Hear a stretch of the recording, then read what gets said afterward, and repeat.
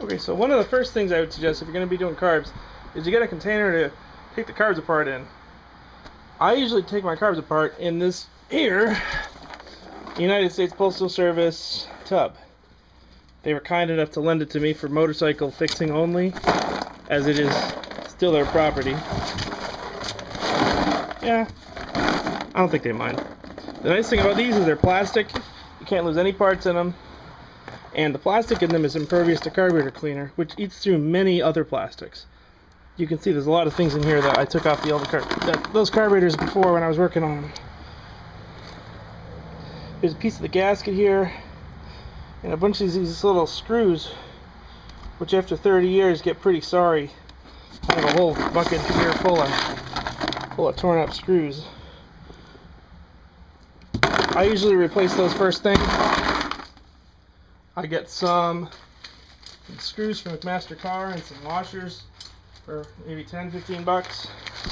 They go crazy. These are the ones I replaced all the ones on the carburetor bank you're seeing with.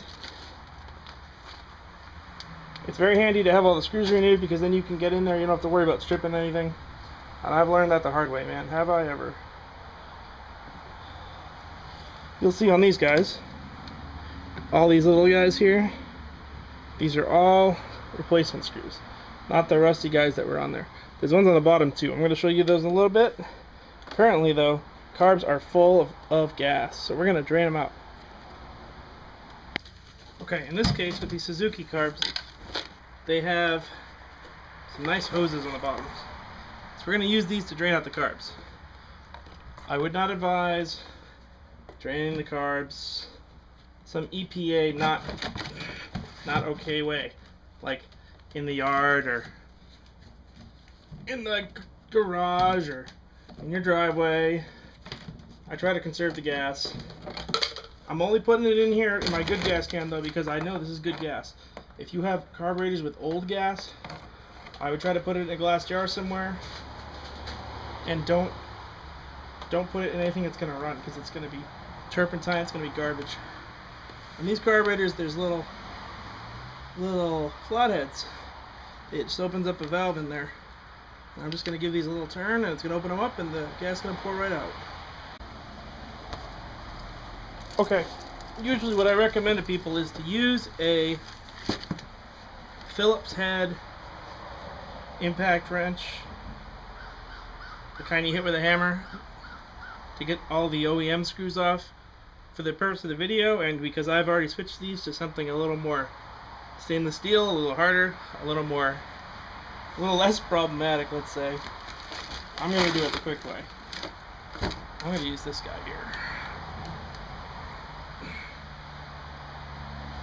We're not going to take off the top quite yet. I don't think we might need to for the video. We're just going to take the bowls off. So, here goes.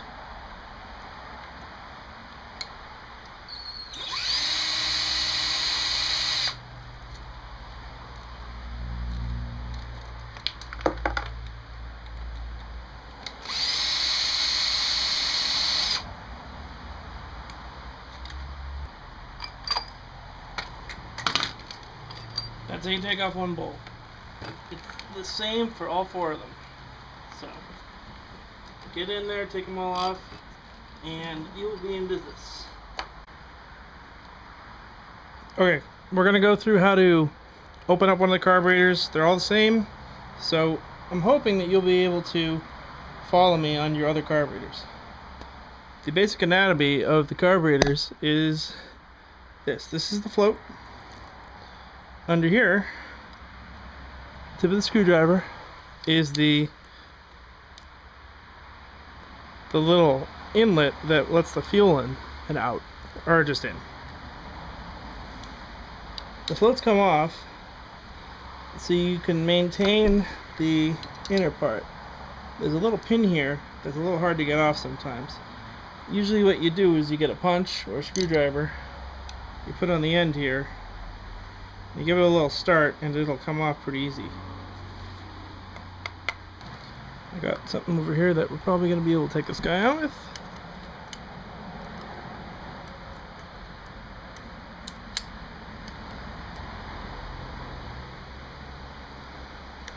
You can important thing with this little pin here is not to mar it. It's a little precision ground pin.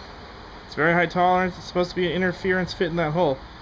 If you mess this up and you have to sand it down or grind it down, it's not going to fit in their holes for it, and it's going to fall out, and it's going to try to go into your motorcycle cylinder or something. Something bad's going to happen. That's all I know. This is the, let's see, this is a little guy that lets fuel in out of the carburetor. Might be better to see online pictures, but there's a little conical tip at the tip. That's what mates in the little hole here to let the gas in. If that tip is marred at all, you absolutely have to replace this guy, because it'll just leak gas forever. Bad news. Right in here, you can see that's where the inlet is. On this bike here, there's a pretty simple gasket which is right under there. On the newer bikes, there's an O-ring that you go into and replace. There's also a screen in the newer bikes. I replaced the little gasket in there, so I'm just going to leave it be. One of the problems that you find with the carburetors when you pull them open is that unsettling a lot of stuff that you didn't necessarily have to unsettle is your enemy. A lot of this stuff is 40 years old, it's never been replaced, and if you start moving it around and it's almost broken, well, it's going to be real broken when you're done with it. Sometimes, although it's probably best to replace everything, it's best not to. Sometimes it's best to just leave it alone. It's hard to know when though, and that's one of the real tricks in doing this well. Knowing when to leave something in, when to fix it. I'm going to take these parts and put them over there in my bucket so we don't lose them.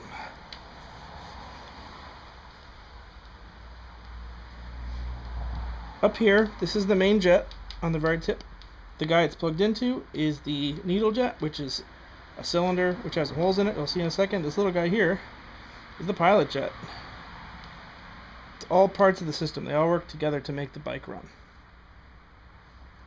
We're going to take out the needle jet because that's what we need to do. I think the main jet's fine, but we're going to look at it all anyways. This is one of those times you put away your Harbor Freight screwdrivers, you take out your Craftsman one, because you want a nice tight fit on here. These little brass pieces that are 4 years old that have soaked in carburetor stuff for 40 years are very, very soft, and you want complete contact on them when you turn them and try to get them free. You do not want to strip them. They'll just be junk. Alright. So, this is our jet.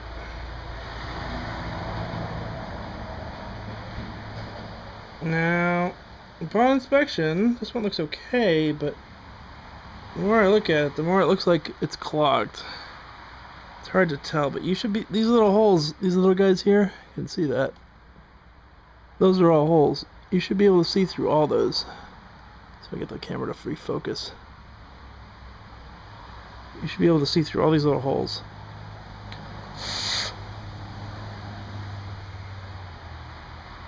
I guess they're clean.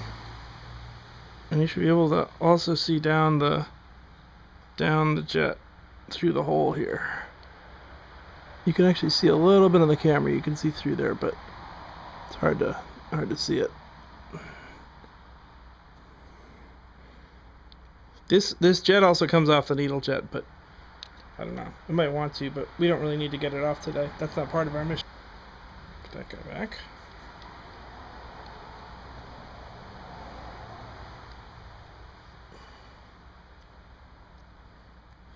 When you rebuild these, there's a little O-ring here, which is good to replace. This one's still mostly good, so we're going to put it back. So it'll seal okay. I'm going to put the whole jet back and let it be. Now you do the same thing for all the carburetors. We're going to do that right now, but I'm going to do it off camera. So, have fun. So, I just opened up this carburetor. I found a major problem. See this guy? Just as it was. It's not even screwed in. Some dum-dum, probably me, didn't put it all the way in. that will not let it run right. It could be causing all the problems I'm having, but I don't know. There could be other problems too. I'm going to look at all of them and see what's going on. For this guy, I am going to screw this back in. So, I went through all the carburetors, and I'm going to button this one back up, and after that, we're going to go into the top section and give that a look as well.